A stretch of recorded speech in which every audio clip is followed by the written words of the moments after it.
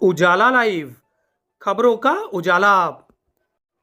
Channel को like और subscribe करें और हमारी सारी महत्वपूर्ण खबरों को अपने मोबाइल पर पाएं।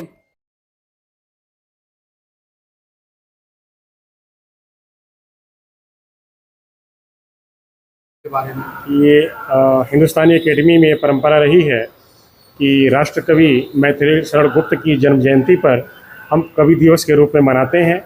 आज इस कड़ी में कविता सम्मेलन का आयोजन किया गया है और आज के कवि सम्मेलन की विशेष बात यह है कि हम कई ऐसे कवि हैं जो पहली बार कविता पाठ कर रहे हैं और हिंदुस्तानी एकेडमी का यह हमेशा प्रयास रहता है कि जो आगंतुक कवि हैं उनको एक स्थान दिया जाए।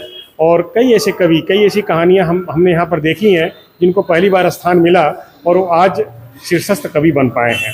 तो हमारा प्रयास जारी रहता है और यही शायद मैथिली शरण गुप्त का भाव भी था कि एक ऐसी पौध तैयार किया जाए जो राष्ट्र सेवा के लिए संकल्पित हो, समाज सेवा के लिए संकल्पित हो और राष्ट्र भावना से विपरीत ऐसा संवाद करें जिससे सभी लोग, पूरा समाज जो है राष्ट्र प्रेम के लिए जागृत हो सके। बहुत बहुत धन्यवाद। जो कविताओं से संवाद हो रहा है, संवाद की जो परंपरा है क्यों होनी चाहिए, ये जो क्षेत्र है रचना धृढ़ता का ये क्यों है, आइए उस ओर चलते हैं। चार पंक्तियां न्याय मुक्ता के प्रति, चार पंक्तियां मुझे याद आती हैं। आइए डॉक्टर रंजीत, आपका स्वागत है। चार पंक्तियां, मैं मंच का भी ध्यान चाहूंगा, आप सबका भी ध्यान, एक जुड़ने का माहौल बने। छीड़ हो चुकी काया को भी उठकर चलते देखा है। मैं संवाद कुछ परंपरा का, छीड़ हो चुकी काया को भी उठकर चलते देखा है। टूट रहे बल और मनोबल को भी संभलते देखा है। टूट रहे बल और मनोबल को भी संभलते देखा है। एक उदाहरण ही काफी है युद्ध भूमि में गीता का। एक उदाहरण ही काफी है युद्ध भूमि में गीता का। संवादों की ताकत से इतिहास बदलते देखा है। संवादों की ताकत से इतिहास बदलते देखा है। बहुत बहुत आभार। यहाँ पे सब लोग बड़े मेहनती लोग हैं, बहुत पहले से लिख पढ़ रहे हैं, अपने अपने कार्य क्षेत्र में सक्रिय हैं। जैसे हम विश्वविद्यालय में पढ़ा रहे हैं तो यहाँ भी विश्वविद्यालय और कॉलेज में पढ़ाने वाले लोग हैं, दूसरे व्यवसाय में भी लगे हैं, कविताएं भी बहुत से समय से लिख रहे हैं। पर हिंदुस्तानी एकेडमी और खासतौर से देवेंद्र जी सामने बैठे सचिव महोदय, किस तरह से उन लोगों को इस तरह से मंच पर लाना जाना तो मेरा आग्रह रहेगा कि हम लोग अपने जो भी हम लोग की प्रतिनिधि रचना उससे, लेकिन हम 2-4 मिनट इसलिए ले रहे हैं, प्रारंभ है, अब काव्य पाठ का दौर चल रहा है। एकेडमी का है कार्यक्रम, मैथिली शरण गुप्त जी, लंबी कविता है लेकिन वो 2 पंक्तियां ही, न रहो न निराश करो मन को, कुछ काम करो कुछ काम करो। ये सकारात्मकता का भाव बहुत बहुत आवश्यक है। अब मेरे अपने जीवन में भी बहुत ऐसा अवसर रहा कि उम्मीद अंत तक नहीं छोड़ी, और विश्वास करिए ईश्वर बहुत कुछ आपके हाथ में रख देते हैं और बहुत कुछ रहते हुए भी नहीं मिलता। ये तो ठीक है, ये तो भाग्य है, इसमें कोई ऐसी बड़ी बात नहीं। कविता का यह मंच है। जब मैथिली शरण गुप्त जी की बात आती है, कविता कवि भी क्या, जैसे उन्होंने कहा कवि भी क्या होना चाहिए, तो निश्चित तौर पर कवि के लिए सबसे पहली शर्त है कि वो निष्पक्ष होना चाहिए, निडर होना चाहिए। अगर कवि निष्पक्ष और निडर नहीं है तो फिर वो पाठ नहीं। दुष्यंत जी क्यों बार बार याद आते हैं, इस हिमालय से कोई गंगा निकलनी चाहिए, या फिर आप याद आते हैं, बहुत लोग याद आते हैं। मैं 2 मुक्तक के संदर्भ में ये प्रयाग, ये इलाहाबाद प्रयागराज की नगरी जो कि सांस्कृतिक चेतना का प्रतीक है और गीतों में उन अग्रजों को प्रणाम करते हुए जिनके कारण आज कविता के मंच पर हम लोग हैं और आने वाली पीढ़ी भी आएगी, कि शुभ ये आरंभ है मत कहो अंत है। शुभ ये आरंभ है मत कहो अंत है। तन ये गिरहस्त का मन हुआ संत है। तन ये गिरहस्त का मन हुआ संत है। रंग में डूब कर राग में डूब कर, रंग में डूब डूब कर, राग में डूब कर मन निराला हुआ, मन हुआ पंत है, मन निराला हुआ। बहुत बहुत आभार। और आइए, आज बड़ा मन हो रहा है क्योंकि आज हमारी जो स्त्री शक्ति भी खूब मौजूद है और उसमें सबसे युवा जो बिटिया है और शायरा है, बस वो स्नेहवश उम्र में बड़ा हूं तो मैं छोटी बहन या बिटिया बोल देता हूं। मिसबाह को भी एक समय से हम लोग सुन रहे हैं, ऐसा नहीं कि मिसबाह ने कल लिखना शुरू किया।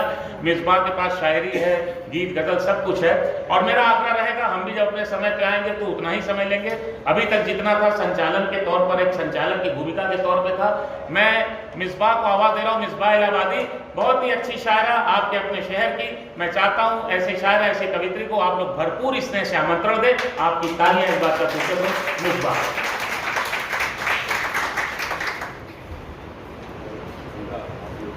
मंचासीन मनीषों को प्रणाम करती हूँ, आप सभी को सादर नमन करती हूँ।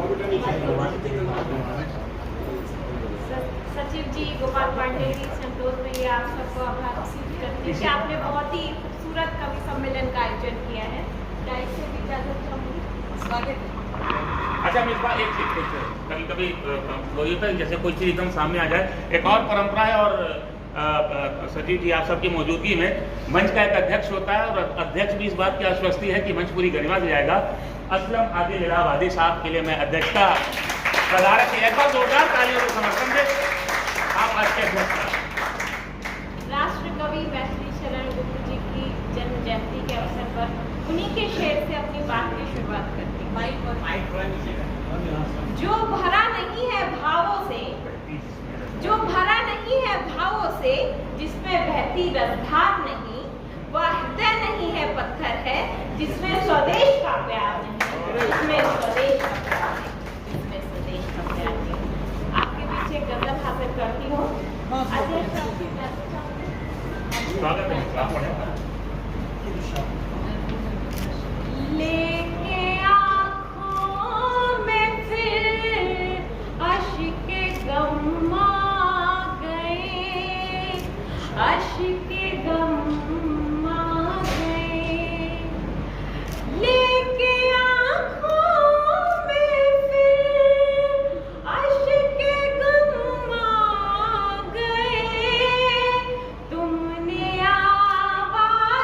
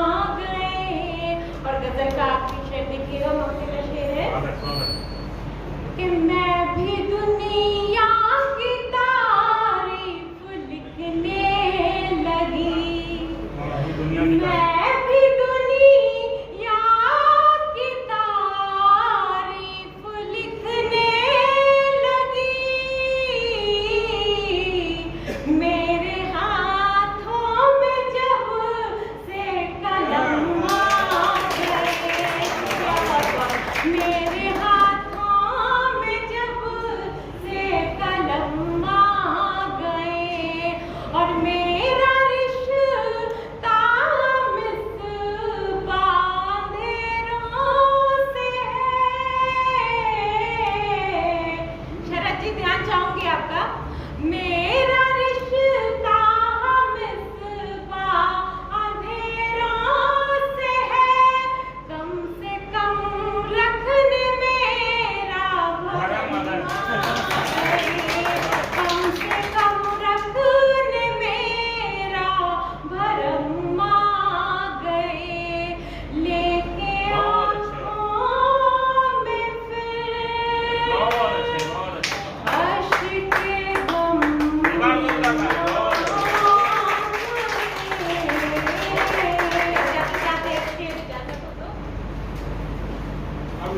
अगर हो दूर भी नजरें तो मंजर बोल उठता है। अगर हो दूर भी नजरें तो मंजर बोल उठता है। कहीं पर एक कतरे में समंदर बोल उठता है।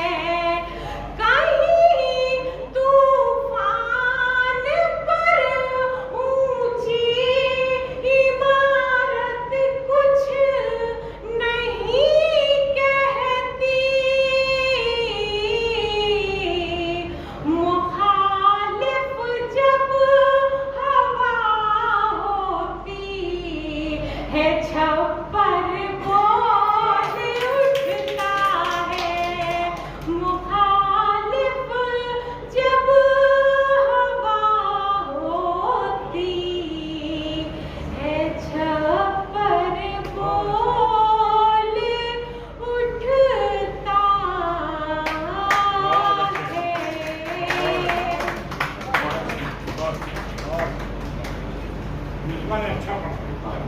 और बहुत शानदार मिसबा ने पढ़ा, और इसीलिए मैं कहता हूँ कि जो उम्मीद की रोशनी नई पीढ़ी से है वो बहुत अच्छी है, क्योंकि जिस युवा शायरा कवित्री के जहन में और इसकी सोच में कलम आ रहा है या कलम आ रही है, अब वो दौर गया कि बस जल्दी से पढ़ लिख लो थोड़ा, फिर बलम की बात हो। लेकिन अगर कलम आ रही है तो इसका मतलब कि बहुत आगे भविष्य उज्जवल। एक बार जोरदार तालियां होनी चाहिए कि अपने कलम की ताकत से आप आगे बढ़ रहे हैं। मिसबा बहुत अच्छी, बहुत बहुत बधाई आपको, आपने बड़े अच्छे शेर पढ़े और अपना उत्तर पढ़ा।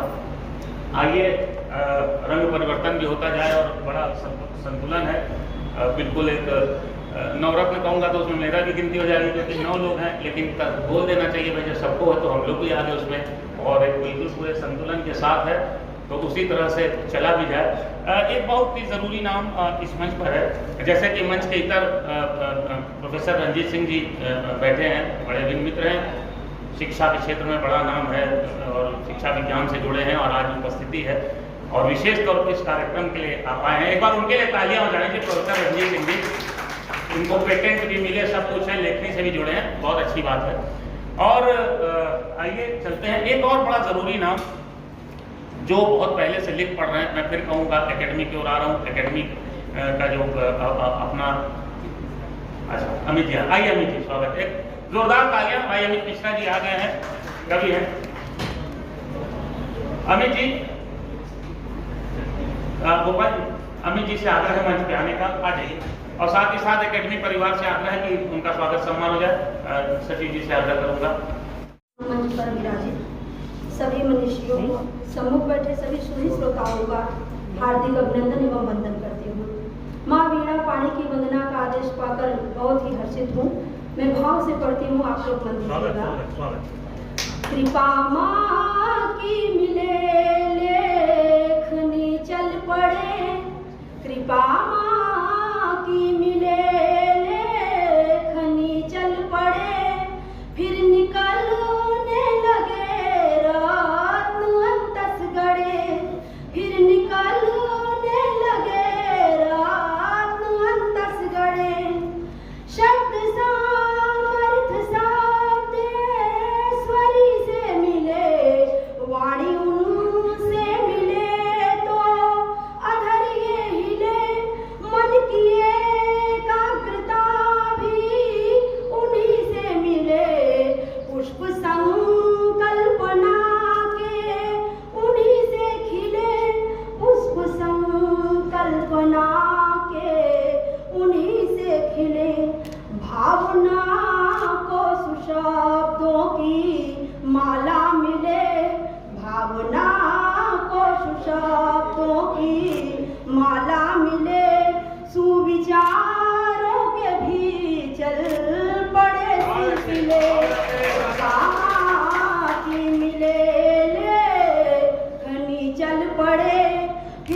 निकलने लगे रत्न अंतस गड़े।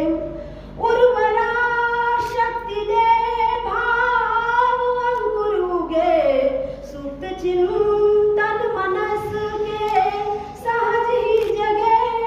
ऐसा परिवेश माता तुम्ही तो रचे, ज्ञान तेरे सिवाना कहीं कुछ बचे। ज्ञान तेरे सिवाना कहीं कुछ बचे। तेरे आने से मन को खुशियत मिले, तेरे आने से मन को खुशियत मिले। तेरी करुणा से भाषा सुमति गति चले, कृपा माँ की मिले लेखनी चल पड़े। फिर निकलने लगे रत्न अंतस गड़े। मौन माध्यम बने चल पड़े लेखनी, है चलाती स्वयं श्वेत कमलासिनी। ऐसा मौन माध्यम बने चल पड़े लेखनी, है चलाती स्वयं श्वेत कमलासिनी। दे दो आदेश लेखनी चलाऊं तदा, कुछ रचूं याद करके तुम्हारी सदा। कुछ रचूं याद करके तुम्हारी सदा। आही जाओ जननी हूँ प्रतीक्षा में मैं, आही जाओ जननी हूँ प्रतीक्षा में मैं। शरणागत हो चलूं तेरी इच्छा में मैं।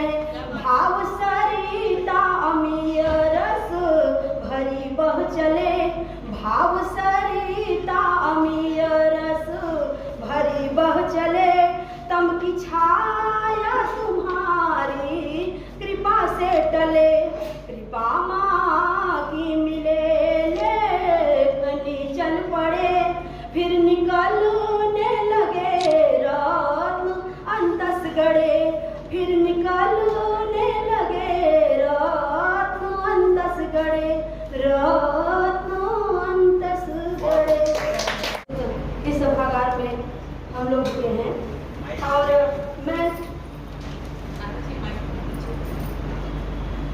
मैं उनके चरणों में समर्पित करती हूँ अपनी ये पंक्तियाँ कि राष्ट्र कवि मैथिली शरण का जन्म दिवस पावन है। राष्ट्र कवि मैथिली शरण का जन्म दिवस पावन है। यशोधरा साकेत लिखा जनमन को भावन है। भारतीय संस्कृति के पोषक राष्ट्र प्रेम को रहे समर्पित, भारतीय संस्कृति के पोषक राष्ट्र प्रेम को रहे समर्पित। ऐसे प्रखर यशस्वी कवि को सत सत बार नमन है। और जब भी यशोधरा खंड काव्य पढ़ती हूँ तो मुझे बहुत ही प्रिय है उनकी ये पंक्तियाँ कि सखी वो मुझसे कहकर जाते, और मैं हमेशा गुनगुनाती रहती हूँ और मैंने उसकी अपनी एक तर्ज बनाई है। फिलहाल मैं अपनी पंक्तियों से आपको जोड़ती हूँ। सरल दिखता है जो जितना सरल उतना नहीं होता। मन दीजिएगा, सरल दिखता है जो जितना सरल उतना नहीं होता। यहाँ गैरों के प्रश्नों का कोई भी हल नहीं होता। यहाँ गैरों के प्रश्नों का कोई भी हल नहीं होता। तुम्हारा आज बेहतर है तो बेहतर और कर लो फिर। तुम्हारा आज बेहतर है तो बेहतर और कर लो फिर। कि जिसका छूट जाता आज उसका कल नहीं होता। जिसका छूट जाता आज उसका कल नहीं होता। और जोड़ती हूँ आपको, अरे यार छोड़ो गिले शिकवे अपने। अरे यार छोड़ो गिले शिकवे अपने। यहाँ तो कमी हर किरदार में है। यहाँ तो कमी हर किरदार में है। किसी के लिए क्यों नमी आँख में हो। किसी के लिए क्यों नमी आँख में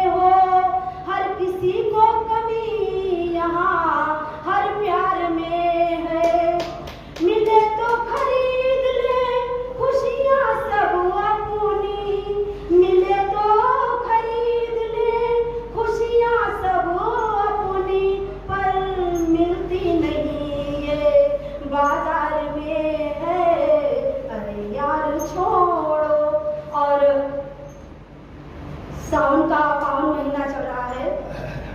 मैं इस महीने में चारों तरफ हरियाली फैली है। मैं कुछ पंक्तियां आपको सुनाती हूँ। प्रकृति का सौंदर्य अनुपम भा गया हो, प्रकृति का सौंदर्य अनुपम भा गया, धरा का कण कण सुभग सरसा गया, हाथ की मेहंदी अब धूमिल पड़ गई, हाथ की मेहंदी अब धूमिल पड़ गई, प्रिय नाए गेह सावन आ गया, प्रिय नाए गेह सावन आ गया। और कहती हूँ कि बरस रहा है रिमझिम सावन, झूला पड़े प्रत्येक घर आंगन, बरस रहा है रिमझिम सावन, झूला पड़े प्रत्येक घर आंगन, धरा पहन ली चूनर धानी, शिव का मास पुनीत सुहावन, शिव का मास पुनीत सुहावन। और रक्षा बंधन भी आने वाला है, तो भाइयों के लिए मैंने कुछ पंक्तियां लिखी। आदरणीय सचिव जी और अध्यक्ष महोदय मंच का ध्यान चाहती हूँ कि मेरे भैया भले मुझको कोई उपहार मत देना, मेरे भैया भले मुझको कोई उपहार मत देना, प्यार देना मुझे, मेरे भैया भले मुझको कोई उपहार मत देना, मान देना सदा मुझको और निज प्यार दे देना, मान देना सदा मुझको और निज प्यार दे देना, पली ममता के आंचल में बढ़ी बाबा के आंगन में, पली ममता के आंचल में बढ़ी बाबा के आंगन में, प्यार के बंधन में बंध कर तीज त्योहार दे देना, प्यार के बंधन में बंध कर तीज त्योहार दे देना। और आज मेरे लिए ये मंच और भी ज़्यादा महत्वपूर्ण है, क्योंकि इस सभागार में मेरे पिताजी, मेरे जन्मदाता उपस्थित हैं। मैं उनको सादर नमन करती हूँ, एक आग्रह पर यहाँ तक आए। और क्या है पिता हमारे लिए, आप सभी से मैं, पिता सबके जीवन में पिता हैं, और मेरे लिए पिता क्या, मैंने अपनी पंक्तियों से आप तक पहुँचाती हूँ अपनी बात, कि वट विशाल वृक्ष की शीतल छांव है पिता, वट विशाल वृक्ष की शीतल छांव है पिता, गहरी नदी के भंवर में नाव है पिता, कि वट विशाल वृक्ष की शीतल छांव है पिता, गहरी नदी के भंवर में नाव है पिता, और पाल पोस कर बड़ा किया चलना भी सिखाया, पाल पोस कर बड़ा किया चलना भी सिखाया, चरित्र संस्कारों का सुंदर ठाव है पिता। पिताजी का इंटर कॉलेज है, प्रबंधक है पिताजी, तो शुरुआत से ही हमको काम करते करते शिक्षा देते जाते थे। संस्कारों की बात पहले बड़ा बुरा लगता था, पिताजी बात बात में टोकते हैं, अब जाके समझ आता है कि क्यों टोकते थे, पहले नहीं समझ आता था। तो तब कहती हूँ कि घर भर की आवाज पिता है, घर भर की आवाज पिता है, मान प्रतिष्ठा लाज पिता है, संकट से जो हमें उबारे, संकट से जो हमें उबारे, निज संतति के सरताज पिता हैं, निज संतति के सरताज पिता हैं। और माता पिता के पावन चरणों में शत शत वंदन है, माता पिता के चरणों में मेरा शत वंदन है, जिसने मुझको जन्म दिया है उसका अभिनंदन है, कितना प्यार दुलार दिया है मुझको। और मैं जब जिस परिस्थिति में उनका जन्म हुआ और उनकी रचनाओं को आप देखेंगे, तो जो समय की मांग थी उनकी रचनाओं ने इसे पूरा किया है। आज डॉक्टर साहब से बात हो रही थी, आप अपने पिताजी का संस्मरण सुना रहे थे। रवीश कुमार जी ने गांव गया था, गांव से भागा, उस कविता को शायद आज पोस्ट किया है। अगर आप राष्ट्र कवि के बारे में जानेंगे तो कवि को कैसा होना चाहिए, उन्होंने अपने कविताओं में लिखा है। कविता तो मुझे याद नहीं, लेकिन उसके भाव यही थे कि कवि सम्मेलनों को में आजकल देखते हैं हम लोग टीवी पर, कभी कभी कविता सुनने का मेरा मन करता है तो यूट्यूब चैनल लगा लेते हैं, और जिस तरह से द्व्यर्थी संवाद किए जाते हैं, हुल्लड़पन होता है, उसके वो सख्त विरोधी थे। मैत्रेय गुप्त जी, कविता वो होनी चाहिए जिसमें कुछ संदेश मिले, कविता वह होनी चाहिए जिसमें सिर्फ वर्तमान की चिंता न हो। कवि ऐसा हो जो भविष्य का खाका जनता के सामने प्रस्तुत कर दे। और ऐसा मैथिली सरस्वती जी की रचनाओं में हम देखते हैं, चाहे वो भारतीय हो। मैं तो जब साकेत की बात कर रहा था और राम से वो कहलवा देते हैं कि मैं कोई ईश्वरी पुरुष नहीं, वहां से मैं कुछ लेकर के नहीं आया हूँ। मैं तो इस धरा को, मैं स्वर्ग से कोई संदेश लेकर नहीं आया हूँ, मैं इस धरा को स्वर्ग बनाने आया हूँ। तो ऐसा कर्म प्रेरित जब हम लोग, मैं तो उस पंक्ति का बहुत बड़ा मुरीद हूँ।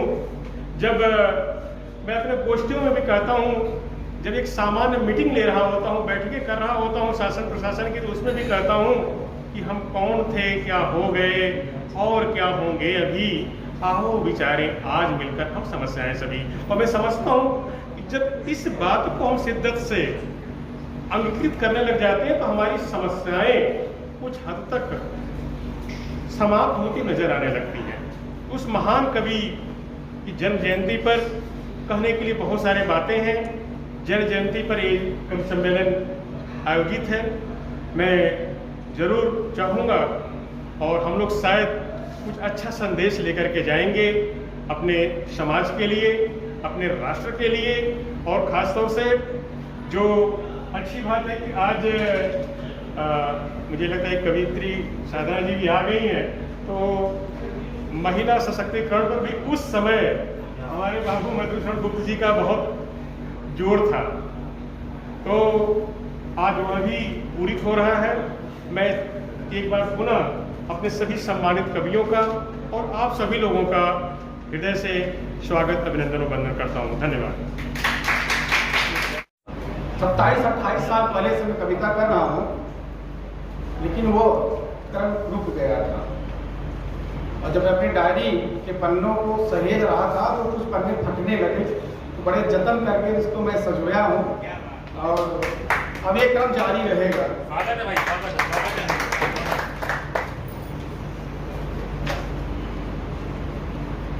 मेरी पहली कविता है वीरान घाटी। यह उस समय का परिदृश्य है जब कश्मीर में आतंकवाद अपने चरम पे था और वहाँ पे हिंदू और कश्मीरी पंडितों का पलायन हो गया। और जो गुमराह होकर के एक आतंकवादी, पहले तो गुमराह होकर आतंकवादी पड़ा, लेकिन बाद में उसे महसूस हुआ कि हम गुमराह थे और एक घाटी वीरान हो गई है, तो अपना जो पश्चाताप जिन शब्दों में कर रहा है उस पर एक मेरी कविता है। शांत हो गई बंधुकें हैं, शांत हो गई बंदूकें हैं, मिट गई यहाँ की खाई है, लौट के तुम घर वापस आ जा, राह देख रही माई। फिर हम वही खेल खेलेंगे, फिर हम वही खेल खेलेंगे, गीत पुरानी गाएंगे, त्योहारों पर गले मिलेंगे, गीत खुशी के गाएंगे। हम में तुम में कोई भेद नहीं था, हम में तुम में कोई भेद नहीं था, भेद तो दुश्मन ने डाली थी, जब आंख खुली तो बर्बादी थी, वीरान हो चुकी बस्ती थी। बहुत अच्छे बाबा। अब और नहीं हम होने देंगे, हम एक हैं और एक रहेंगे, फिर से इसे स्वर्ग बनाएंगे, ना रोएंगे ना रुलाएंगे। फूलों की घाटी पुनः सजेगी, फूलों की घाटी पुनः सजेगी, हर घर में दीप जलाएंगे, क्योंकि बस्तियां वीरान हो गई, लोग छोड़ के चले गए। फूलों की घाटी पुनः सजेगी, हर घर में दीप जलाएंगे, हिंदू मुस्लिम का भेद नहीं, हम एक दूसरे के खातिर अपनी खुशी लुटाएंगे। हमें याद है बचपन की बातें, वो आतंकवादी अपने पश्चाताप के क्षणों को याद करके कहता है, हमें याद है बचपन की बातें, जब रामू के घर जाता था, उसकी माँ के प्यारे हाथों लड्डू मेवा खाता था। उस समय हिंदू मुस्लिम की इतनी एकता थी। मैं मुसलमान वह हिंदू था, मैं मुसलमान वह हिंदू था, धनी था वह, मैं निर्धन था, पर चोट मुझे जब लगती थी तो दर्द उसी को होता था। धर्म भेद के नाम पर जिसने धर्म भेद के नाम पर जिसने नफरत की आग लगाई है, मंदिर को जिसने है तोड़ी मस्जिद में आग लगाई है। वह देश हमारा है शत्रु, पड़ोसी मुल्क के लिए इशारा है, वह देश हमारा है शत्रु, अपने ही पाप से जल जाएगा, अपने को नहीं ढूंढ पाएगा और दिन में चिराग जलाएगा। आप देख रहे हैं पाकिस्तान में क्या स्थिति हो रही है। हम तो भूले राही थे, हम तो भूले राही थे, अपराधी थे, हत्यारे थे, लेकिन अब गुमराह नहीं होंगे, हम एक हैं और एक रहेंगे। मेरी दूसरी कविता है प्रकृति पे। इस समय प्रकृति संरक्षण की बात चल रही है और एक पेड़ अपनी मां के नाम लगाने का आह्वान भी किया गया है। कविता का शीर्षक है धरती की आग। हम सभी धरती मां के पुत्र हैं, मनुष्य भी हैं, पशु भी हैं, पेड़ पौधे भी हैं, और कितनी निर्दयता के साथ हम जब पेड़ों को काट रहे हैं तो एक धरती माँ को एक मानवीकरण किया गया उनका, वो अपने दर्द को किस तरह से प्रकट कर रही है कवि की नजरों से देखें। अभी तक हमने माँ की गोद में किलकारी सुनी है, लोरी सुनी है, मगर एक दिन ऐसा भी देखा जिसे देखकर आत्मा रो रही है। माँ की गोद में एक नन्हा सा बच्चा, माँ की गोद में एक नन्हा सा बच्चा था, सुंदर सलोना और तन से अच्छा। कुछ ही दिन हुए थे उसे धरा पे आए, उमंगे लिए और सपने सजाए। एक नया पौधा अभी पुष्पित और पल्लवित हुआ था। झरनों की कलकल उसे लोरी सुना रही थी, पवन की हिलोरें उसे झुला रही थी, बादल की काली घटाएं आंचल उड़ा रही थी, पर्वतों की लंबी बाहें उसे सुला रही थी। अचानक मेरी दृष्टि ओझल हुई, आह की नाद से मेरी आंखें खुली, जब देखा उसे दूर की छांव में, देखकर दुर्दशा आत्मा रो रही। दौड़कर जब मैं आगे बढ़ा उसकी ओर, सामने पड़ी थी तड़पती लाश दो, एक आह भर रही थी, दूसरी तड़प रही थी। वो धरती माँ थी जो आह भर रही थी, उसके ही बेटों से उसकी दुनिया वीरान थी।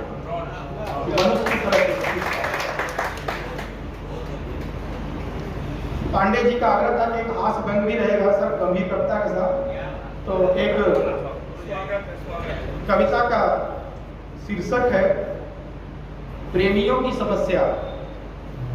मैं आप लोगों को बता दूं, ये मेरे कविता पाठ के उत्साहवर्धन के लिए ये कविता छात्रावास के दिनों में लिखी गई है, और हमारे छात्रावास से हमारे सीनियर आदरणीय श्री तपेंद्र प्रताप सिंह एडवोकेट हाईकोर्ट आए हुए हैं, हम लोगों के बैच के श्री सत्यप्रकाश सिंह जी आए हैं जो जिलाधिकारी हैं, नितिन परिहार जी हैं जो खाद्य विभाग में विशेष अधिकारी हैं, और 2-3 और हमारे मित्र हैं जो विशेष संवर्ग से हैं, यहाँ उपस्थित हैं हौसला अफजाई करने के लिए।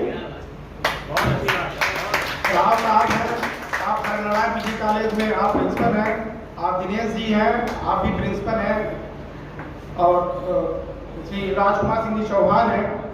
ये अपना बिजनेस व्यापार छोड़कर के सिर्फ आए हैं कि सर आप कविता पाठ करेंगे, जरूर आपको उत्साहवर्धन करेंगे। आप सबका स्वागत है, अभिनंदन है। 27 साल पुराने साथी हैं। जी 27 साल पुराने। कविता शीर्षक है प्रेमियों की समस्या। एक आध लाइन गौड़ाएंगे से चश्मा लगा लेता हूं। हम प्यार करने वालों की अजीब बिरादरी है। जब देश में जनसंख्या वृद्धि हो रही है तो हम घटते जा रहे हैं।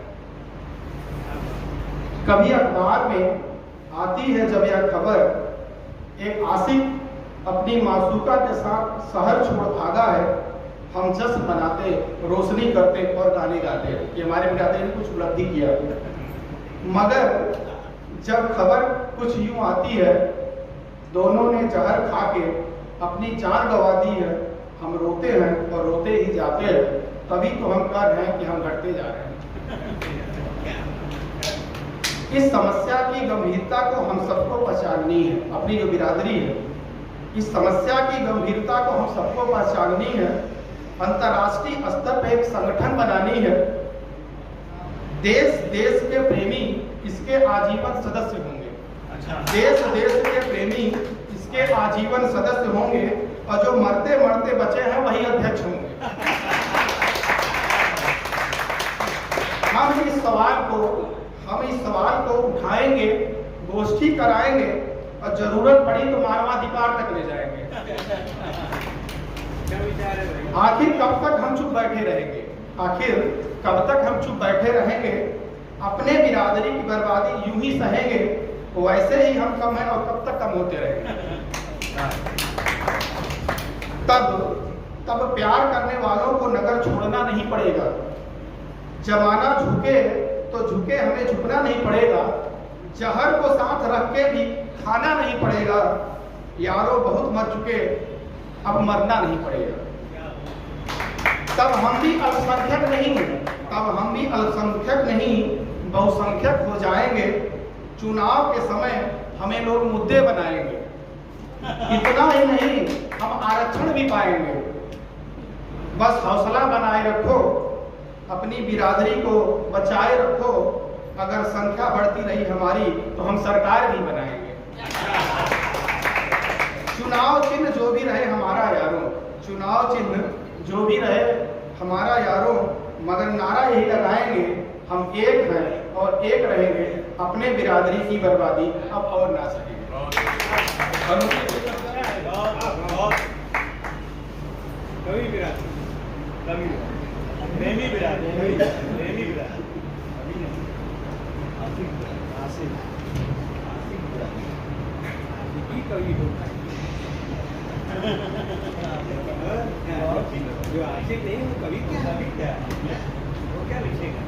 एक कविता है जिसका शीर्षक है तुम कौन हो। जब लोग प्रेम करते हैं, जो लोग प्रेम किए होंगे, कभी कभी उनको कंफ्यूजन होता है तो वास्तव में जिससे मैं प्रेम कर रहा हूँ उसकी वास्तविक स्थिति है क्या, ये उस पे है। तुम कौन हो, क्यों हो नहीं जानता। तुम कौन हो, क्यों हो नहीं जानता। क्यों अपनेपन से प्रेरित हो, क्यों स्वयं को जलाते हो मेरे लिए। तुम जलते भी हो या मेरा भ्रम है नहीं जानता। समर्पण तुम्हारा निष्काम है या सकाम। समर्पण तुम्हारा निष्काम है या सकाम। मैं ही हूँ या कोई और। क्यों दिन रात तुम्हारी शुभेच्छाएं गूंजती रहती हैं। क्यों सब कुछ तुझ पे अर्पण करना चाहता हूँ नहीं जानता। पीड़ित मन थका पौरुष क्यों तुम्ही से नवचेतना पाता है। पीड़ित मन थका पौरुष क्यों तुम्ही से नवचेतना पाता है। रहस्य हो या निर्मल जल या बहती धारा। रहस्य हो या निर्मल जल या बहती धारा। कुछ पल की तुम छाया हो या चिर जीवन छाया। साध्य तुम्हारा तुम हो या मैं या संसार नहीं जानता। नहीं स्पृहा तुझे जानने की। बस एक प्रार्थना पूरा कर दो। विश्वास समर्पण के दो तट से अमृत धारा बह बदली। राधिका मिल गई, मीरा जोगन सी एक साधिका मिल गई। मीरा जोगन सी एक साधिका मिल गई। प्रेम के छोड़ दो ये वही जिनसे की। प्रेम के छोड़ दो ये वही जिनसे की। कृष्ण के नाम को भूमिका मिल गई। बहुत बहुत आभार। आइए राधा जी से आग्रह, जिन्होंने माँ सरस्वती की वंदना और शालीनता के साथ हास्य रंग। हम परसों भी मैं IMT नागपुर में था, 2-3 दिन पहले कुरुक्षेत्र। हम लोग देश भर में घूमते हैं। लपेटे के नेताजी मेरा एक शो आता है, अगर आप न्यूज 18 पर रेगुलर चैनल पे। लेकिन ये जो शिष्टता और शालीनता की बात है, ये मंचों पर हास्य व्यंग को लेकर के, गीतों में बहुत अच्छा काम हो रहा है और पक्ष को लेकर के आ रहा है, लेकिन शिष्ट हास्य व्यंग की कमी हो रही है। तो इंदु जी की कविताएं वहां पर उस खालीपन को भर रही हैं और आश्वस्ति दे रहे हैं। इसलिए शिष्टता के साथ अगर हास्य व्यंग फिर से लौट रहा है तो इंदु जी के लिए एक बार फिर से तालियां बजाओ। बहुत अच्छी बात है, आपने बहुत अच्छी कविता पढ़ी, सबको एक कनेक्ट किया। आइए फिर चलते हैं, अमित जी भी आ चुके हैं, उनकी जो पुस्तक है श्रीमद् भगवद गीता पुस्तकावली, निश्चित तौर पर लोग इसको पढ़ेंगे। अभी मैं उस तरह से नहीं जाऊंगा क्रम क्या है ये नहीं है, लेकिन पूरी आश्वस्ति के साथ, क्योंकि उनके भी परंपरा में खून में कविता है। उनके पिताजी भी, मेरे पिताजी की कविताएं सुनने जाते थे फिर जब हम लोग मंचों पर तब रात 2-2, 3-3 बजे रात तक। और ऐसे कविता प्रेमी और स्वयं विचारक के पुत्र भाई शैलेंद्र जय बड़े अनन्य मित्र भी हैं हमारे, इसी कचहरी में सेवारत है। और कविता की या साहित्य, मतलब अगर कविता की बात करें तो तुकान, अतुकान, गीत, गजल, नई कविता, हर तरह की कविताएं उनके पास है। मैं चाहता हूं कि उनकी कविताएं ही आपसे संवाद करेंगी तो आपको बहुत अच्छा लगेगा। मैं बहुत ही सम्मान के साथ भाई शैलेंद्र जय जी को आमंत्रित करूंगा, जोरदार तालियां होने से। धन्यवाद सुरेश भाई। मैथिली शरण गुप्त जी को सादर नमन करते हुए एक परिचय स्वरूप मुक्तक की जिंदगी थोड़ी सरल लिखता हूँ, जिंदगी थोड़ी सरल लिखता हूँ, जीने की खातिर गजल लिखता हूँ। पीड़ा होती जितनी घनीभूत, कविता में उतनी विरल लिखता हूँ। अभी आदरणीय सचिव जी ने कहा कि कविता वही जिसमें संदेश होना चाहिए, तो मैं 2-4 मुक्तक पहले शुरुआत में की। दोस्त इंसानियत का ये फर्ज निभा देना, दोस्त इंसानियत का ये फर्ज निभा देना, कोई मुस्कुराए तो तुम भी मुस्कुराए, कोई मुस्कुराए तो तुम भी मुस्कुरा देना। नफरत की खिड़कियां मैं बंद किए देता हूँ, मोहब्बत की साकल तुम खटखटा देना। एक और संदेश नौजवान लोग हैं कि जीवन की वक्रता में मत पड़ा करो, जीवन की वक्रता में मत पड़ा करो, एक रेखा खींचो और उसे बड़ा करो। क्या संदेश है बाबा जय भाई, बहुत अच्छी बात, बहुत अच्छा। जीवन की वक्रता में मत पड़ा करो, एक रेखा खींचो और उसे बड़ा करो। जाति धर्म ऊंच नीच सब जय व्यर्थ, हो सके मानवता के लिए अड़ा करो। और एक शाहिद इलाहाबादी साहब, जरा ध्यान दीजिएगा, आपको भी एक कथा पसंद है। जी आपको बहुत ध्यान से सुनता हूं। हमारे तो कवियों के कौन मित्र होते हैं, लेकिन 2-4 हैं। एक वरिष्ठ कवि अजय प्रकाश जी बैठे हुए हैं, अनिल जी हैं, मैं उन सबका स्वागत करता हूँ, उमेश चंद्र जी की। सुनिएगा, हालात और बदतर हो जाते, हालात और बदतर हो जाते, हम भी अगर पत्थर हो जाते, हालात और बदतर हो जाते, हम भी अगर पत्थर हो जाते, फूलों से भी लगती है चोट, तो क्या जय हम नस्तर हो जाते। और हम सपने पालते हैं, हम सपने पालते हैं, काफी कुछ टालते हैं, पाओगे कुछ ना वर्जित, सुख दुख यूं चालते हैं। चलिए गजल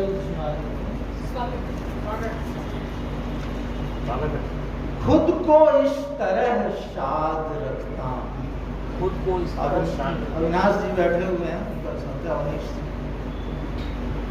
खुद को इस तरह शाद रखता हूँ, दिल दर्द से आबाद रखता रखता हूँ। और इश्क मुझसे पाए बुलंदी यूं, हर शय उसके बाद रखता।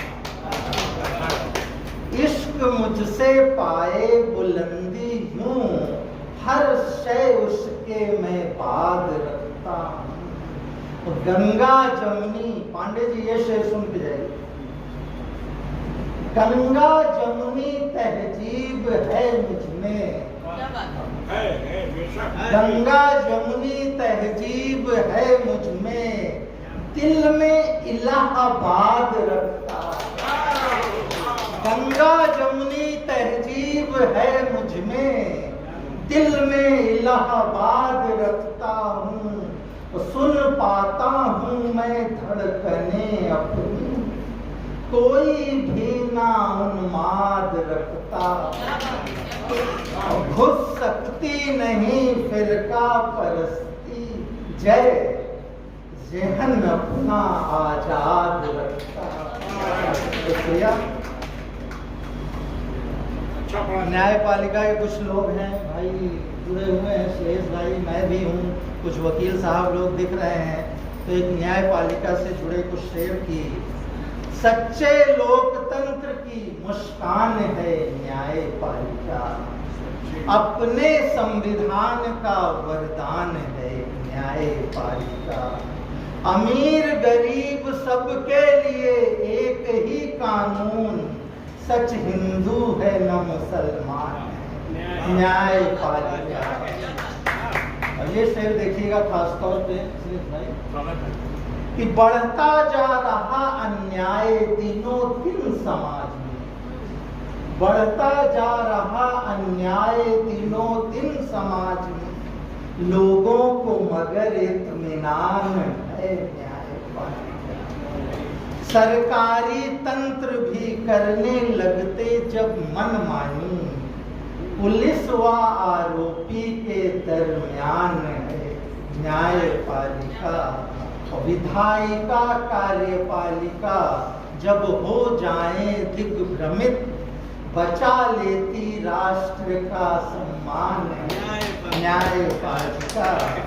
परिवार समाज राष्ट्र सुनती सबकी समस्याएं, खुद में समेटे सारा जहान है न्यायपालिका। इजाजत हो तो एक पुरानी कविता याद आ गई। आदरणीय कैलाश गौतम जी और हिंदी विभाग विश्वविद्यालय के अध्यक्ष डॉक्टर मोहन अवस्थी जी ने इस कविता को आकाशवाणी ने संदर्भित किया था और वो उस सदी की कविता है, मतलब 2000 के पहले की। उसका शीर्षक है मच्छर जी का लोहा। श्लेष भाई ने जैसे कहा कि हर तरह की कविताएं लिखता हूँ, तो एक हास्य व्यंग्य की छोटा सा 27 साल पहले की नहीं है। हाँ, तकरीबन 27 के 30 साल। ये मेरे उस शाही की लकीरें जो आप जिक्र किया उसमें है। इसका अनुमान है मच्छर जी का लोहा।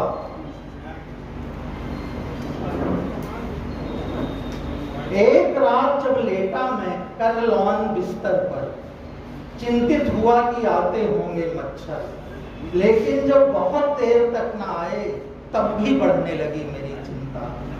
अचानक मेरी नजर गई दीवार पे लोहे की एक कील पर, बैठे थे साहब वहीं पर। मन ही मन में हुआ प्रसन्न कि अभी उनकी नजर नहीं पड़ी मुझ पर मेरी खुशफहमी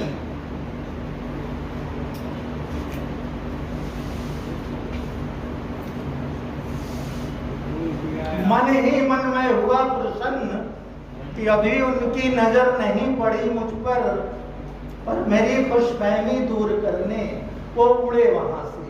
पास तक आए, एक राउंड लगाया मेरा और फिर जा बैठे कील पर। मैं हैरान, उत्सुकता परेशान, मुझसे रहा ना गया। उठा उनके पास तक गया, पूछा आप मच्छर जी ही है ना? बोले कोई शक। आंखों के बाद मुझे अपने कानों पर संदेह हुआ। मैंने फिर पूछा आप हिंदुस्तानी ही है ना? बोले मैं पूर्ण भारतीय हूँ, मैंने कुछ और पूछना चाहा, विफर गए, लगे फटकारने। तुम्हारे ही लहू का रंग बदल रहा है, तुम पर विदेशी रंग चढ़ रहा है, सभ्यता बदल रही है, तुम्हारी संस्कृति बदल रही है। जितना लोहा मिलता था कभी तुम्हारे लहू से, आज मुझे क्यों नहीं मिल रहा है। डॉक्टर साहब वैसी है कि कहते हैं कि हीमोग्लोबिन लोगों में कम हो रहा है। जितना लोहा मिलता था कभी तुम्हारे लहू से, आज मुझे क्यों नहीं मिल रहा। तुमसे बेहतर तो ये लोहे की कील है, कितनी जुड़ी हुई है अपनी जमीन से। चाहे जितना ठोको पीटो कभी टस से मस नहीं होती, बिल्कुल अपनी प्राचीन सभ्यता और संस्कृति की तरह। और एक तुम हो कि कभी हमारे आने से परेशान हो जाते हो तो कभी ना आने से।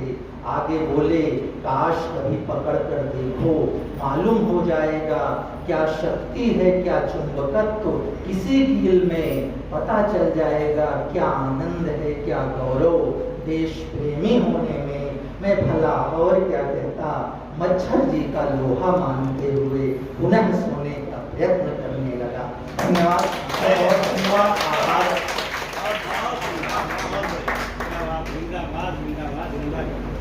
बहुत शानदार कविता और शांति में बैठे आपने वो एनिमिक होने का भी संदर्भ दिया, मच्छर ने भी उस चीज को कितनी आइडेंटिफाई किया। बहुत अच्छा, बहुत अच्छे, बड़े अलग अलग रंग की कविताएं हो रही। बात होती है कविता की, एक रचनाकार का क्या महत्व है, वो संदर्भ बरबस याद आ जाता है।